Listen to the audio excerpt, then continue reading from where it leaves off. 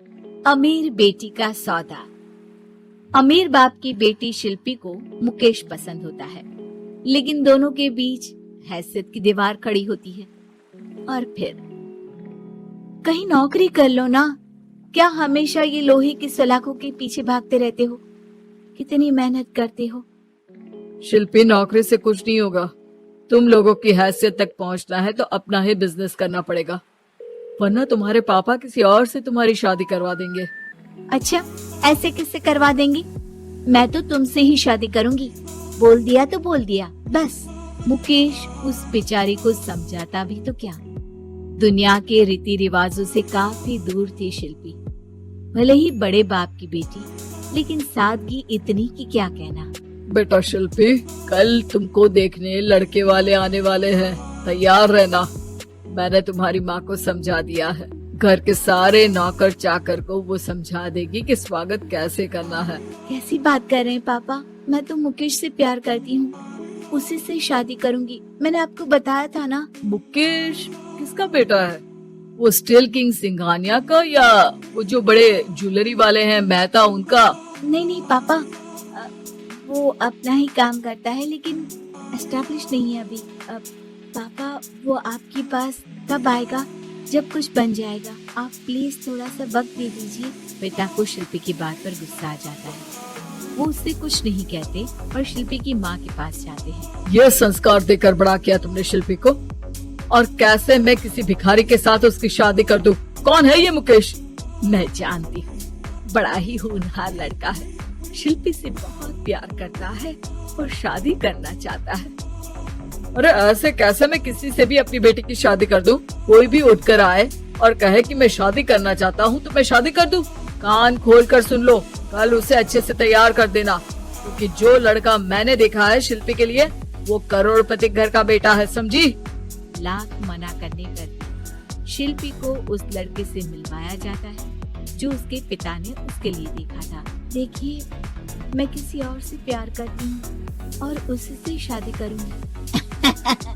ये तो बहुत अच्छी बात है कि तुम किसी और से प्यार करती हो, क्योंकि मैं भी किसी और से प्यार करता हूँ। लेकिन शादी तो हम दोनों को ही करनी होगी, जानती हो ना, ये बिजनेस और ये सारा कुछ। शिल्पी को समझ में नहीं आता कि वो क्या कह रहा है, लेकिन वो समझ जाती है कि वो लड़का भी किसी और से प्यार करता है। पिताजी, वो भी कह रहा था कि वो किसी और से प्यार करता है। हाँ तो करने दो ना, हमने तो नहीं रोका। तुम अपना देखो, शादी के लिए हाँ कर कर गया है वो। लेकिन क्यों? अरे वो और मैं दोनों ही एक दूसरे से प्यार नहीं करते, फिर शादी क्यों कर ले? पापा, एक बार सिर्फ मेरे कहने पर आप मुकेश से मिल ले। पिता शिल्पी के कहने पर फॉर्मेलिटी के लिए ही सही, लेकिन मुकेश को घर बुला लेते हैं। देखो, ज्यादा वक्त नहीं दे पाऊंगा। ये बताओ कि शादी के बाद कहाँ रखोगे उसे? 2 कमरे के मकान में? नहीं सर, मैंने 2 साल के बाद का सारा प्लान कर लिया है। मैंने आयरन इंडस्ट्री खड़ी करने के लिए पूरा ब्लूप्रिंट तैयार किया है। मेरी खुद की जगह है दादाजी की, बस थोड़ा फंड का अरेंजमेंट हो जाता तो काम शुरू कर देता। अच्छा, मतलब तुम यहाँ फंड रेज करने आए हो? मुकेश समझ जाता है कि उसके पिता शिल्पी की शादी उससे कराने के मूड में नहीं है। फंड आप कभी दे भी नहीं पाएंगे मुझे तो सिर्फ शिल्पी चाहिए। मैं उसके बिना नहीं रह सकता सर। मैं उसे बहुत खुश रखूंगा। वो तो हर पति का दर्द होता है। वो तो मैं किसी से भी उसकी शादी करा दूं तो उसे खुशी रखेगा। लेकिन देखो, मैं ज्यादा बात को घुमाना नहीं चाहता। वो बड़े घर की लड़की है, उसे काम काज की आदत नहीं। अभी वो समझ नहीं रही, लेकिन तुम तो समझो। मैं किसी भी हालत में शिल्पी की शादी तुमसे नहीं करवा सकता। मुकेश पिता से लाख मन्नतें करता है, लेकिन शिल्पी की शादी उस अमीर लड़के से हो जाती है। शादी के बाद क्या हम लोग मेरी माँ के घर चले? मुझे उन लोगों की बहुत याद आ रही है। हाँ, जाओ जाओ। वैसे भी आज मैं अपनी गर्लफ्रेंड के साथ मसूरी जा रहा हूँ, तुम जा सकती हो। कैसी बात कर रहे हैं? अब हम लोगों की शादी हो गई है, आप कैसे किसी और लड़की के साथ जा सकते हैं? अरे मैंने तो तुम्हें शादी के पहले ही बता दिया था कि मेरी कुछ गर्लफ्रेंड्स हैं। अब प्लीज ये टिपिकल बीवी वाला रोना धोना शुरू मत कर देना। शिल्पी पिता के घर जाती है और माता पिता को सारी बात बता देती है। इतना गंदा इंसान निकलेगा मैंने तो सोचा ही नहीं था। अरे क्यों कराई मेरी फूल जैसी बेटी की शादी ऐसे घर में। और तो क्या हो गया, शुरू शुरू में हर घर में ऐसा होता है, धीरे धीरे ठीक हो जाएगा। और वैसे भी उन लोगों के साथ हम लोगों की एक बड़ी डील फाइनल हुई है, समझी। उन लोगों से रिश्ता बनाकर रखो, तभी पैसों की बारिश होगी। पापा, अब समझ में आया कि आपने मेरे साथ ऐसा क्यों किया। मुकेश आपके सामने गिड़गिड़ा कर गया कि वो मुझे बहुत खुश रखेगा, लेकिन आपने मेरी शादी एक ऐसे लड़के से करा दी जो किसी और लड़की से प्यार करता है और शादी सिर्फ समझौते के लिए कर रहा है। पापा, मैं जा रही हूँ, लेकिन इस घर में कभी पैर भी नहीं रखूंगी।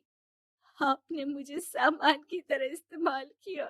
माँ शिल्पी को बहुत रोकती है, लेकिन वो एक नहीं सुनती।